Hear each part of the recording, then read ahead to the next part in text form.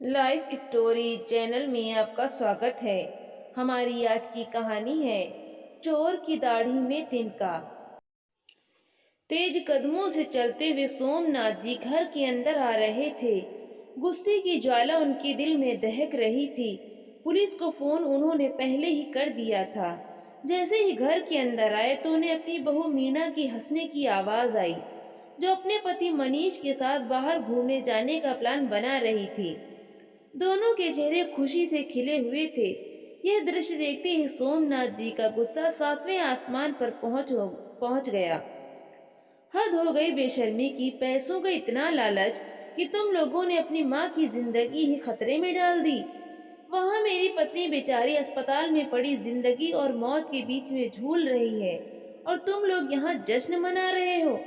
शर्म नहीं आई तुम दोनों को इतनी घिनौनी हरकत करते हुए? अपने ही घर में तुमने चोरी कर ली। सोमनाथ जी की यह बातें सुनकर उनकी बहू मीना बेबाक होकर बोली, अरे बाबूजी, आपको क्या जरूरत पड़ी है इस उम्र में इतना कष्ट झेलने की? आप दोनों की अब उम्र हो चली है और आप इस उम्र में उन पर इतना पैसा पानी की तरह बहाए जा रहे हैं। माँ जी को उनकी हालत पर छोड़ दीजिए और चैन से रहिए, और हमें भी चैन से जीने दीजिए। इतना सुनते ही सोमनाथ जी आग बबूला हो गए और उन्होंने एक जोर का तमाचा अपनी बहू के गाल पर जड़ दिया।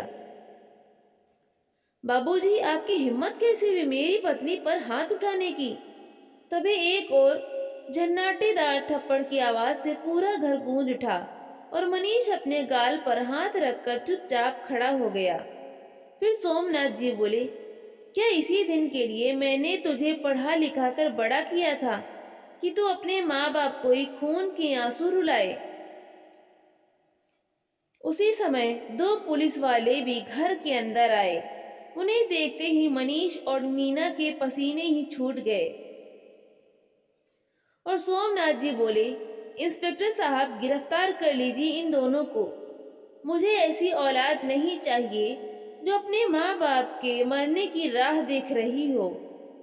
इतना सुनते ही मनीष अपने पिता के पैरों में गिर पड़ा और बोला, नहीं बाबूजी, ऐसा मत कीजिए। हम बर्बाद हो जाएंगे, कहीं के नहीं रहेंगे। बस एक बार हमें माफ कर दीजिए। बस बेटा, एक ही बारी में हेकड़ी निकल गई तुम्हारी। आज भी मैं उस दिन को याद करके रो पड़ता हूँ जब मैं तुम्हारे सामने तुम्हारी माँ का इलाज के लिए मिन्नतें कर रहा था।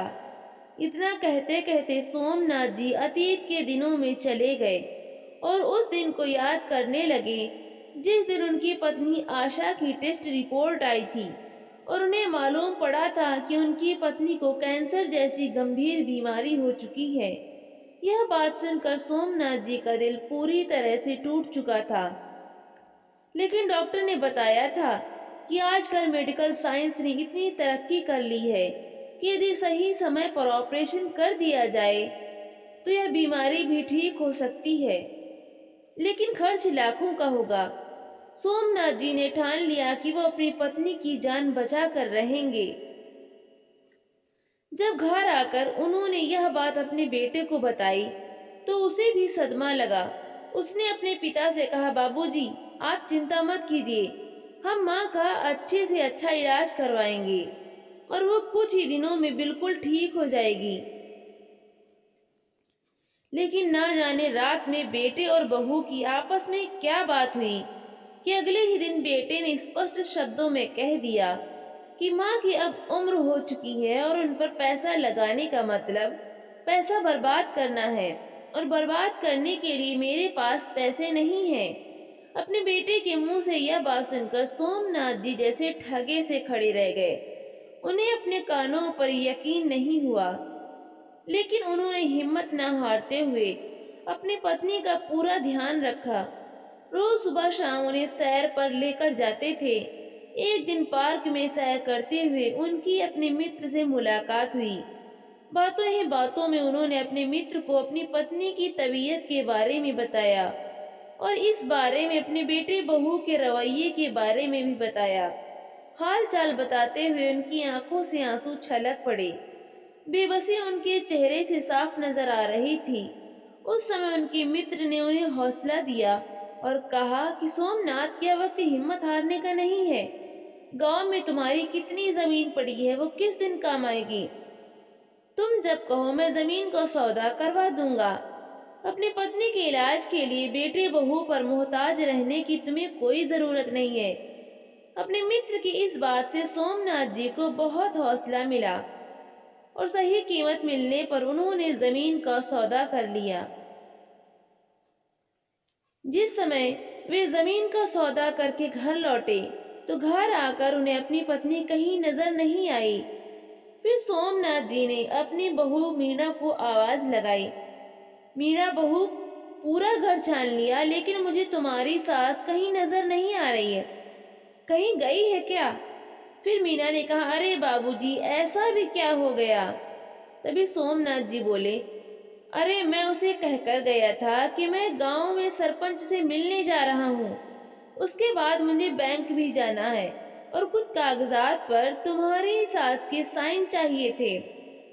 اب وہ گھر میں نہیں ہے، کسی بھی بات کو گمبھیرتا پوروک لیتی ہی نہیں، نہ جانے اب کہاں کون سا کام کرنے چلی گئی میری بات کو انسنا کر کے۔ تبھی ان کی وہ مینا بولی، ماں جی تو مندر گئی ہیں، تھوڑی دیر پہلے ہی نکلی ہیں۔ لیکن بابو جی آپ کو کون سے کاغذوں پر سائن چاہیے ماں جی کے، یہ تو بتائیے۔ کچھ ضروری کاغذات ہیں بہو۔ ایسا کہتے ہوئے سومناتھ جی بولے، یہ آشا بھی حد کرتی ہے، اسے معلوم ہے کہ اس کی طبیعت دن بدن بگڑتی جا رہی ہے، لیکن پھر بھی مندر جانا ایک دن بھی نہیں بھولتی۔ اپنے ہاتھوں میں لیے ہوئے بیگ کو اپنے سینے سے چپکاتے ہوئے سومناتھ جی بولے، اگر آج کام نہیں ہوا تو پھر بات اگلے ہفتے تک ٹل جائے گی۔ تبھی مینا کی نظر ان کے بیگ پر گئی اور بولی، ویسے بابو جی آپ نے بتایا نہیں کہ آپ بینک کیوں جا رہے تھے؟ پھر سومناتھ جی بولے، کچھ نہیں بہو، کچھ ضروری کام تھا۔ تبھی دروازے پر کوریئر آیا تو مینا کوریئر لینے چلی گئی، پرنتو سارے کام کرتے ہوئے بھی اس کا دھیان اپنے سسر کے بیگ پر برابر بنا ہوا تھا۔ کوریئر اپنے کمرے میں رکھ کر مینا نے اپنے ساس سسر کے کمرے میں جھانک کر دیکھا تو اس کے سسر سومناتھ جی کچھ ڈھونڈ رہے تھے، ان کے چہرے پر پریشانی دکھ رہی تھی۔ مینا بنا دستک کے ہی کمرے میں گھس گئی اور بولی، دیکھیں نا بابو جی، ساسو ماں کو اپنی طبیعت کی چنتا ہی نہیں ہے، ابھی تک نہیں آئی مندر سے۔ بہو کی آواز سنتے ہی سومناتھ جی ٹھٹک گئے اور ان کے ہاتھ سے وہ بیگ نیچے گر گیا۔ جیسے ہی بیگ گرا اس میں سے 500 روپے کے نوٹوں کے بنڈل نکل کر فرش پر گر گئے۔ پیسوں کی گڈیاں دیکھتے ہی مینا کی آنکھیں کھلی کی کھلی رہ گئیں۔ اتنے سارے پیسے! مینا کے منہ سے اچانک نکلا اور پھر سامانیہ ہوتی ہوئی بولی، ویسے بابو جی اتنا سارا پیسہ کہاں سے آیا؟ یہ کس کے پیسے ہیں؟ تو سومناتھ جی نے جلدی سے ان پیسوں کو اٹھا کر اپنے بیگ میں ڈالا اور اسے بند کرتے ہوئے بولے، وہ بہو، ہمارے گاؤں والی جو زمین تھی نا، اسی کو بیچنے کے لیے میں سرپنچ کے پاس گیا تھا۔ اب وہ زمین بک گئی ہے تو کچھ پیسے مل گئے ہیں، انہی پیسوں کو جمع کروانے کے لیے مجھے بینک جانا تھا، لیکن الماری کی چابی مجھے کہیں مل نہیں رہی ہے، لگتا ہے تمہاری ساس کے پاس ہوگی۔ ادھر مینا کی آنکھوں میں تو ابھی تک نوٹوں کی گڈیوں کی تصویر ناچ رہی تھی۔ وہ بولی، بابو جی دیکھو نا، ماں جی تو ابھی تک آئی ہی نہیں، اب آپ کب تک اسے ہاتھ میں رکھیں گے؟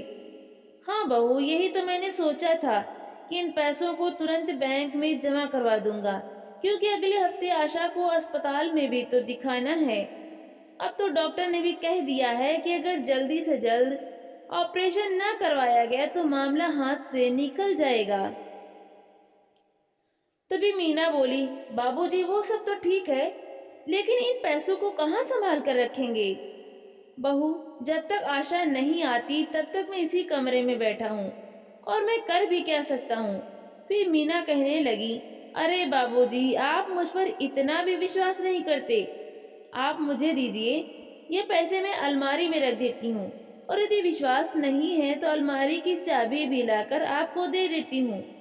پھر سومناتھ جی بولے، ارے نہیں بہو، یہ تم کیسی باتیں کر رہی ہو؟ تم ہماری بہو ہو، تم پر وشواس نہیں کریں گے تو کس پر کریں گے؟ ٹھیک ہے، جب تک آشا نہیں آتی تب تک اسے تم اپنے پاس رکھو۔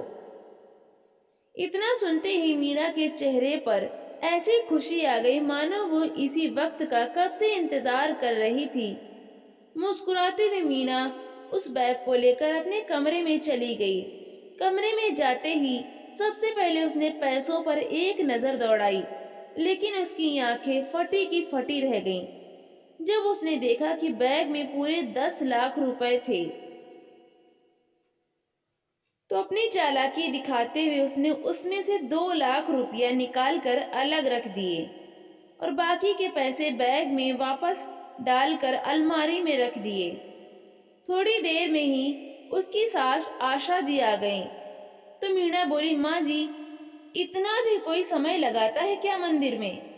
ارے نہیں بہو، راستے میں ہی میری سہیلی مل گئی تھی تو حال چال پوچھنے بتانے میں تھوڑا سمے لگ گیا۔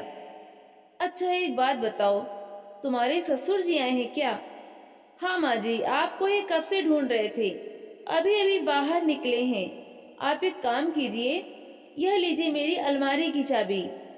میری الماری میں سسر جی نے اپنا بیگ رکھا ہے، آپ لے جا کر اپنی الماری میں رکھ لیجئے۔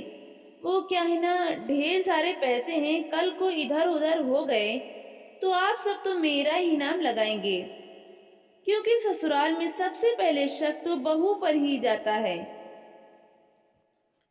پھر آشا جی بولی، ایسا نہیں ہے بہو، ہم نے تو تمہیں ہمیشہ اپنی بیٹی مانا ہے، اگر چھوٹی موٹی کوئی بات ہوتی بھی ہے تو اسے دل سے لگا کر نہیں رکھنا چاہیے۔ میں بیگ نکال لیتی ہوں۔ ایسا کہتے ہوئے آشا جی بہو کے کمرے میں جانے لگیں تو اچانک ان کا دماغ ٹھنکا کہ آج تک جو بہو اپنے کمرے کا دروازہ تک بھی بند رکھتی تھی، اس بہو نے انہیں اپنی الماری کی چابی کیسے دے دی؟ لیکن پھر اس وچار کو رفع دفع کرتے ہوئے وہ بہو کے کمرے میں گئیں اور الماری کھول کر اپنے پتی کا بیگ نکال کر لے آئیں اور اپنے کمرے کی الماری میں رکھ دیا۔ اسی سمے سوم ناتھ جی آئے اور بولے، حد کرتی ہو آشا تم بھی، میں نے تم سے کہا تھا کہ جب میں آؤں گا تو تم گھر پر رہنا، لیکن تم میری بات سنتی ہی کہاں ہو۔ پتی کی بات سن کر آشا جی بولی، ارے جس کام کے لیے آپ مجھے ڈھونڈ رہے تھے وہ کام تو میں پہلے ہی کر چکی ہوں۔ تبھی سوم ناتھ جی نے کہا، کون سا کام؟ پھر آشا جی بولی، ارے جو بیگ آپ نے بہو کو دیا تھا میں نے الماری میں رکھ دیا ہے، اور دیکھیے تالا لگا کر چابی بھی اپنے پاس رکھی ہے۔ وہ تو ٹھیک ہے، لیکن تم نے بیگ چیک کر تو لیا ہے نا؟ ٹھیک سے تو رکھا ہے نا؟ ہاں، پورا بیگ اٹھا کر اندر رکھا ہے۔ آپ مجھے بدھو سمجھتے ہوں گے، لیکن آپ کی آشا اتنی بدھو ہے نہیں۔ ارے نہیں آشا، تم بس ضرورت سے زیادہ سیدھی ہو، کسی پر بھی بھروسہ کر لیتی ہو نا۔ لیکن یہ دنیا بہت بری ہے، اب دور کیوں جانا، اپنے گھر میں ہی دیکھ لو، موقع ملنے پر ہمارا اپنا بیٹا بھی ہمیں چھلتے سمے نہیں سوچے گا۔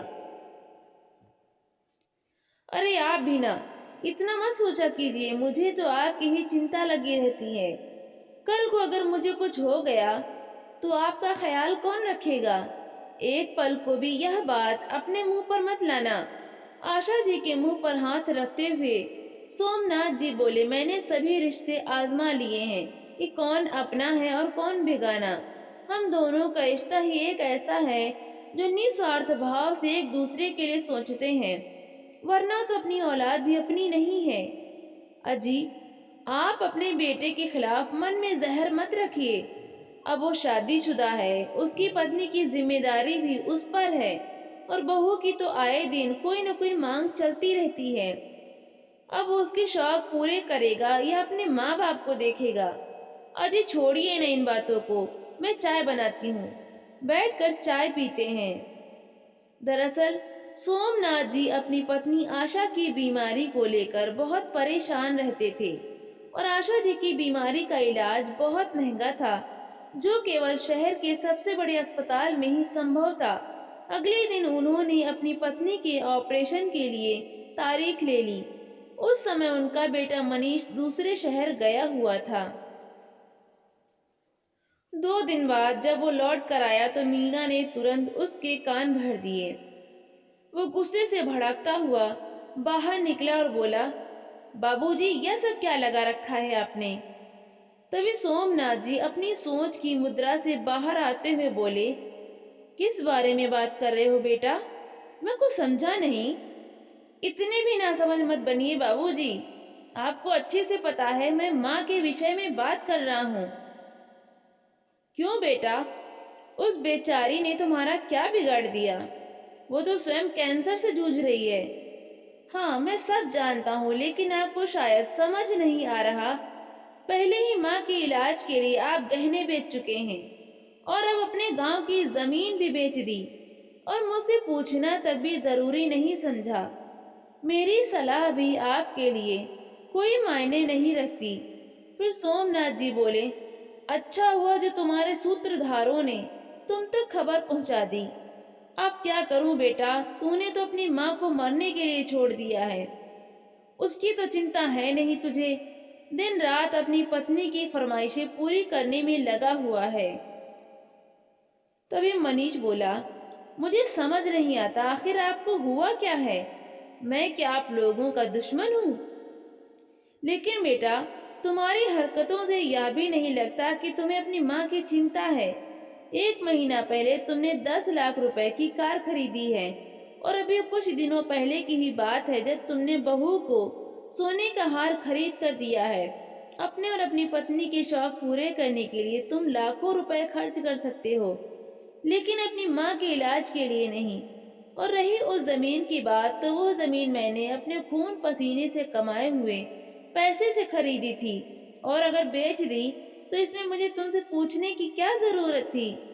लेकिन बाबूजी, मेरा भी अपना परिवार है, मेरी बीवी बच्चे का कुछ तो सोचिए। आप तो हमें कंगाल करते चले जा रहे हैं। फिर सोमनाथ जी गुस्से में बोले, बेटा, क्या बोला तुमने? बीवी बच्चे? तुझे इस दुनिया में लाने वाला कौन है? तेरी माँ, मेरी आशा। जिस दिन तुझे बुखार होता या तू बीमार हो जाता तो हम दोनों में से कोई खाना नहीं खाता था। पूरी पूरी रात जागकर तेरी माँ तेरा ख्याल रखती थी, फिर भी उसके चेहरे पर शिकन तक नहीं आती थी। दिन रात तेरी नजरें उतारती थी। बस बाबूजी, इन सब फालतू की बातों में मेरा समय खराब मत कीजिए। कौन सा एहसान कर दिया था आपने मुझ पर? हर माँ बाप अपने बच्चों के लिए ऐसा ही करते हैं। तभी सोमनाथ जी आंखों के कोरों से आंसू पोंछते हुए कपकपाती आवाज में बोले, खबरदार, अब एक शब्द भी आगे बोला तो परसों मैं तुम्हारी माँ के इलाज के लिए उसे अस्पताल लेकर जा रहा हूँ और इस बारे में मुझे किसी की राय नहीं लेनी है। अपने पिता की यह बातें सुनकर मनीष थोड़ी विनम्रता दिखाते हुए बोला, अरे बाबूजी, ऐसी बात नहीं है, लेकिन अगर माँ के इलाज से कुछ पैसे बचें तो वो हमें दे दीजिएगा। दरअसल मैंने अपने दोस्त के साथ पार्टनरशिप में एक बिजनेस शुरू किया है। अगर मुझे पैसे नहीं मिले तो मुझे किसी से कर्ज उठाना पड़ेगा। फिर सोमनाथ जी बोले, अच्छा, मतलब की बात तो मुझे अब समझ में आई। अब बेटा, इतने बड़े अस्पताल में कितना खर्चा होगा यह तो तुम खुद भी सोच सकते हो, और अपने बूढ़े माँ बाप की सहायता करने के बजाय तुम उनसे पैसे मांग रहे हो। शर्म आनी चाहिए तुम्हें। इतना कहकर सोमनाथ जी वहां से चले गए। अगले ही दिन अस्पताल से फोन आ गया कि इलाज के लिए अस्पताल में पैसे जमा करवा दीजिए और मरीज को दाखिल करवा दीजिए। फिर सोमनाथ जी ने अपनी पत्नी से कहा कि हमें कल तुम्हें अस्पताल में दाखिल करना है, इसलिए अस्पताल के लिए कुछ कपड़े रख लेना। जल्दी ही तुम्हारी सारी परेशानियां दूर हो जाएंगी।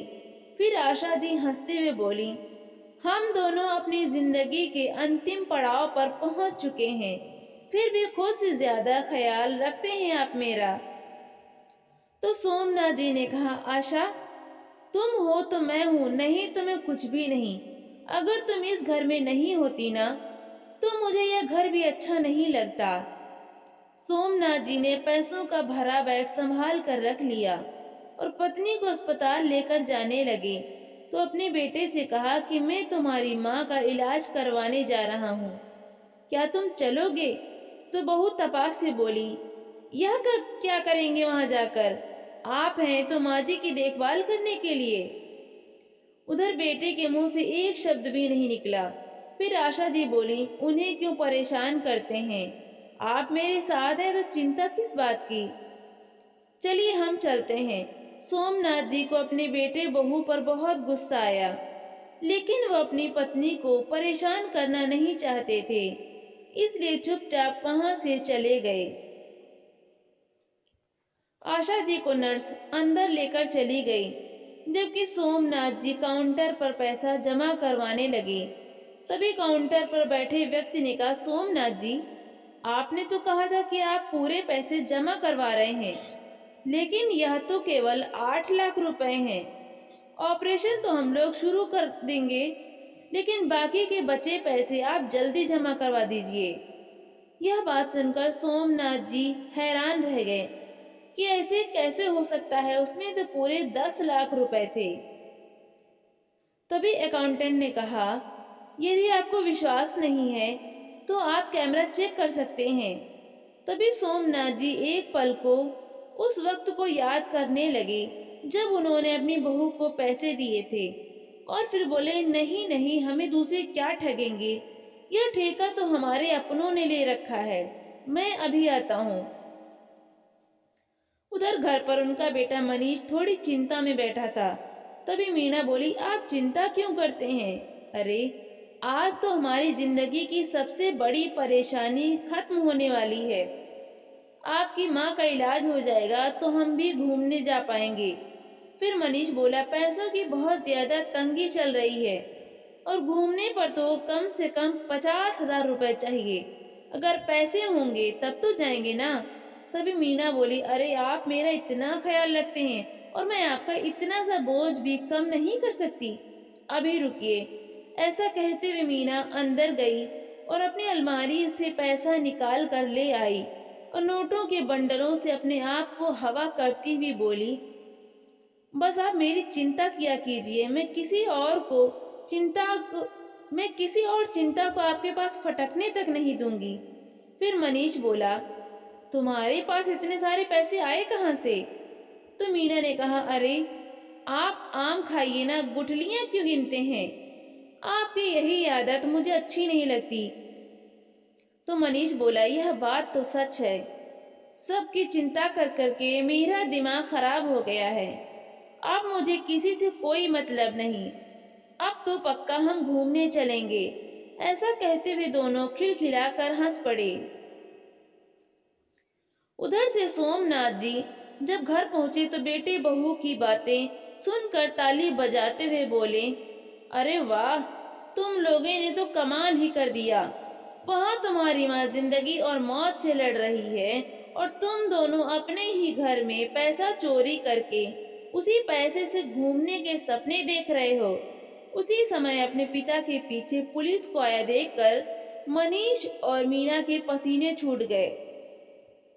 تبھی مینا کانپتی ہوئی آواز میں بولی، یہ کیا کہہ رہے ہیں آپ ابو جی؟ کچھ سوچ سمجھ کے بات کیجیے، میں نے کون سی چوری کی ہے؟ پھر سومناتھ جی بولے، زیادہ بھولی مت بنو بہو، اتنا بھی ناسمجھ تم نہیں ہو۔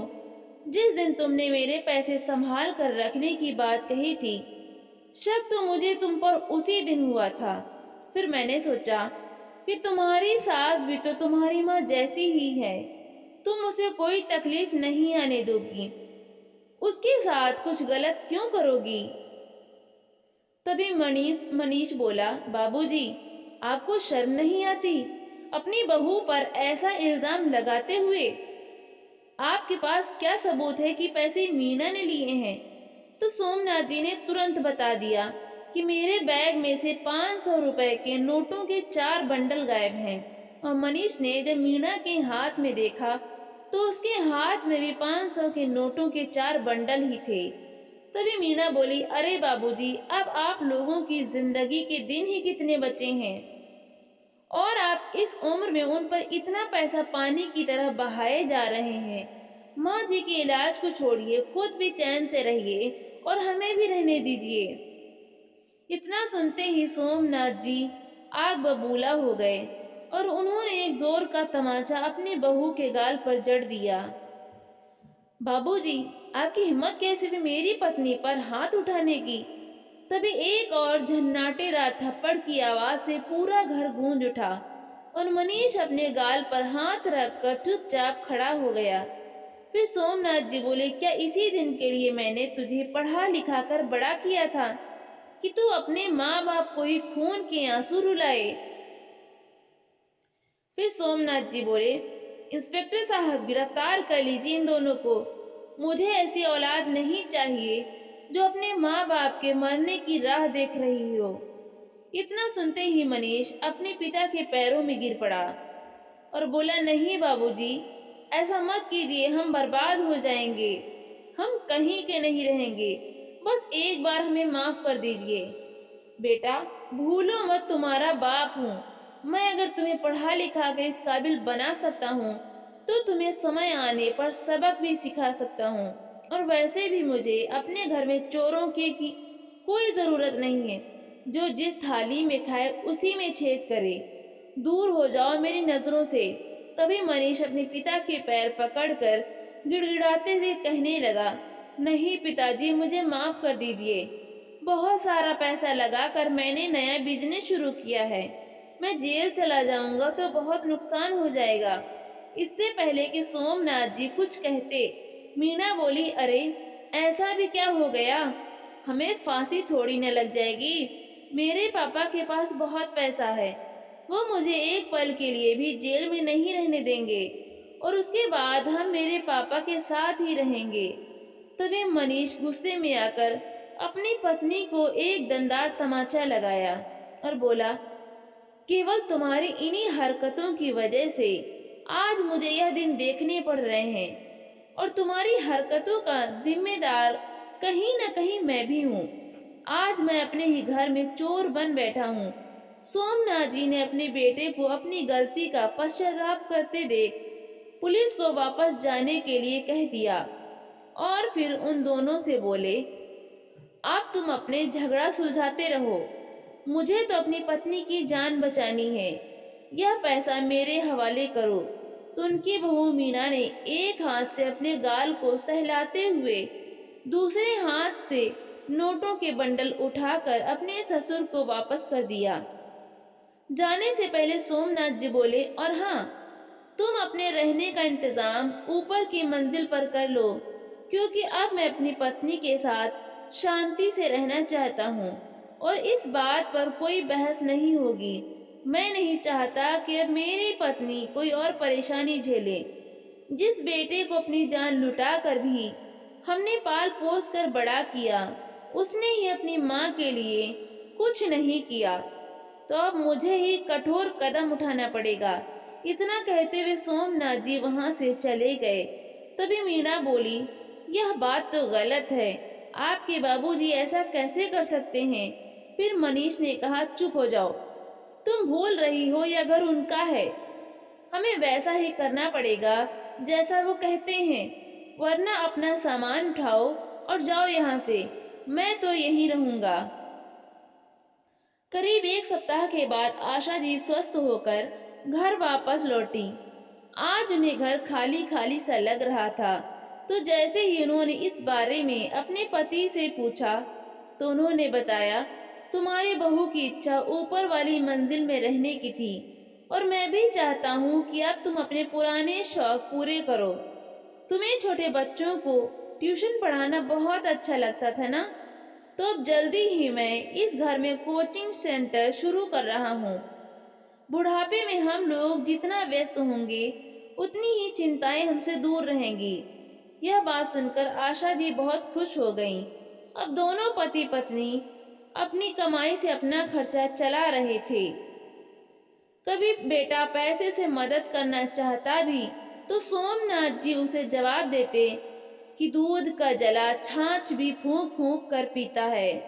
पहले भी मैं सर उठाकर जिया हूँ और आज भी सर उठाकर जीऊंगा।